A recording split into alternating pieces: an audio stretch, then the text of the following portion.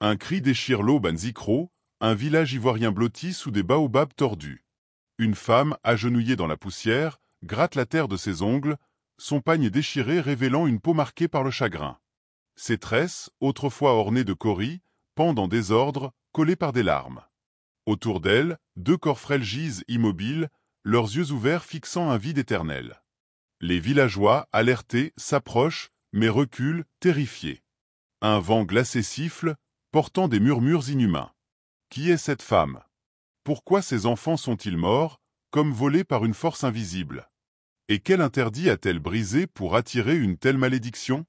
Son nom est Ndéhéri, et ceci est l'histoire d'un festin maudit, d'une avidité punie, et d'une ombre qui ne pardonne pas. Nzikro est un village niché dans une plaine où les champs de manioc s'étendent sous un ciel souvent voilé. Les maisons en banco, leurs murs ocre peints de motifs en spirale, s'alignent le long de sentiers rouges. Le matin, les femmes chantent en pilant le mil, leurs pagnes wax éclatant sous le soleil. Sous le fromager géant, l'arbre à palabres, les anciens partagent des proverbes et des récits d'ancêtres. À Nzikro, la mort est sacrée. Les funérailles sont des ponts entre les vivants et les esprits, marqués par des tambours, des chants de griots et des festins offerts pour honorer les défunts. Mais une règle plane. Seuls les proches peuvent manger, car les esprits veillent. Ndéhéri, 38 ans, a grandi dans cette foi, mais une étrange habitude l'a rendue célèbre et crainte. Ndéhéri est une femme robuste, ses yeux bruns brillants d'une lueur rusée. Ses tresses courtes, ornées de cauris ternis, encadrent un visage marqué par la faim et la détermination. Sa voix, grave et assurée, cache une avidité qu'elle ne nomme pas. Veuve depuis 10 ans, elle élève seule ses deux enfants, Idriss et Adjo, dans une case modeste. Pour survivre, elle vend des beignets au marché, mais ses gains sont maigres. Ndéhéri a une passion, manger aux funérailles d'inconnus. Quand les tambours funéraires résonnent, elle ajuste son pagne, applique du beurre de karité sur sa peau, et se glisse parmi les pleureuses, feignant le chagrin pour savourer des plats qu'elle ne peut s'offrir.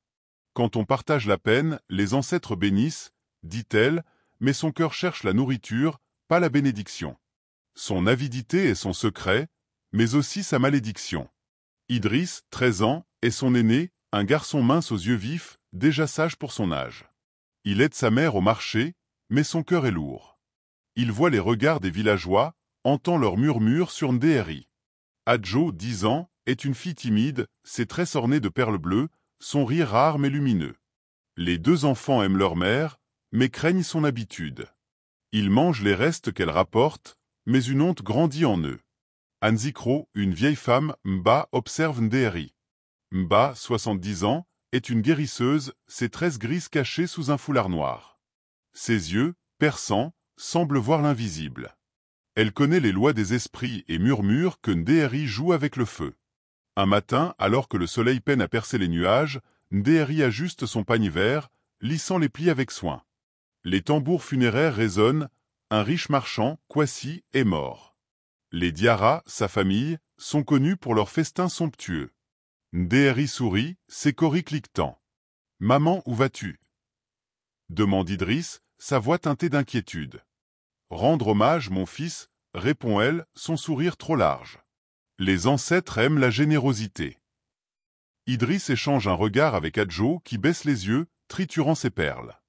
Ils savent qu'elle ment, mais n'osent rien dire. Ndéhéri arrive chez les Diarra, où le deuil bat son plein. Les femmes, en boubou noir, pleurent, leurs cris rythmés par les griots. Les hommes, en tunique sombre, pris sous un manguier. Ndéhéri se glisse parmi les pleureuses, un voile sombre sur la tête, feignant des larmes. « Quelle perte !» murmure-t-elle à une vieille à côté, essuyant un œil sec. « Que la terre l'accueille !» La vieille hoche la tête, émue. Ndéhéri sait jouer son rôle, elle soupire, baisse les yeux, pose des questions discrètes. Puis viennent les plats riz gras, mafé, poulet braisé, posés sur des nattes tressées. Ndéhéri s'assoit près d'un plateau, mangeant avec appétit, savourant chaque bouchée. Personne ne la questionne, en temps de deuil, la charité prime. Elle remplit un sac de restes, viande, sauce, beignets pour ses enfants, puis s'éclipse avant les rites finaux, son pas léger. Sur le chemin du retour, elle croise Mba, assise sous un baobab. La vieille la fixe, ses yeux comme des lames. « Un jour, Ndéhéri, tu mangeras ce que tu ne devrais pas » dit-elle, sa voix basse. Ndéhéri hausse les épaules, riant. Ce sont des plats, Mba, pas des malédictions. Mba secoue la tête. Ce qu'un aîné voit assis, un enfant ne le verra pas en haut d'un arbre. Ndéhéri ignore l'avertissement. Pour elle, les funérailles sont une aubaine. Tant qu'il y a des morts, il y a des festins. Mais quelques jours plus tard, un deuil étrange secoue Nzikro. Un homme, Amadou, est mort, un étranger enterré à la hâte, loin des rites habituels. Les anciens murmurent, leurs visages graves. Les griots se taisent, les tambours restent muets. Ndéhéri, curieuse, s'approche de Mba, assise devant sa case. « Pourquoi ce silence ?» demande-t-elle. Mba lève des yeux fatigués. Cet homme n'aurait pas dû être enterré ici. Son esprit est troublé. Évite ce deuil, Ndéhéri. Ndéhéri rit, balayant l'avertissement. Un deuil est un deuil. Elle se rend à la maison endeuillée, une case isolée près de la rivière. L'atmosphère est lourde, pas de chants, pas de pleurs, juste des visages fermés. Pourtant, les plats sont là, poissons braisés, riz épicé, beignets dorés. Ndéhéri s'assoit, mange avec avidité, le bouillon coulant sur son menton. Les autres convives, peu nombreux, la regardent à peine. Elle remplit son sac et part, satisfaite. Mais ce soir-là, chez elle, Idriss et Adjo refusent les restes. « Ça sent au mauvais », murmure Adjo, son visage pâle. « Mangez », ordonne Ndéhéri, mais un frisson la traverse. Pour la première fois, elle doute. Cette nuit-là, un vent glacé s'infiltre dans la case. Ndéhéri se réveille, le cœur battant. Des murmures résonnent, comme des voix sous la terre. Idriss et Adjo dorment, mais l'air est lourd, oppressant. Au matin, les enfants sont changés. Idriss, fiévreux, tremble, ses yeux cernés de noir. Adjo, muette, fixe le vide, ses perles ternies. « Qu'avez-vous » demande Ndéhéri, caressant leur visage. Adjo lève les yeux, ses pupilles dilatées, inhumaines.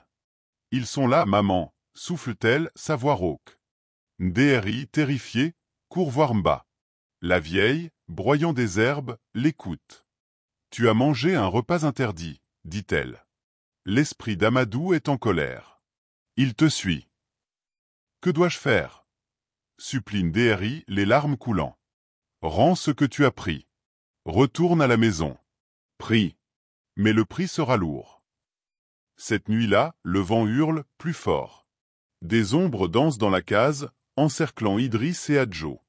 Ndéhéri, tremblante, prend les restes, enveloppe ses enfants dans des pagnes, et marche vers la maison endeuillée.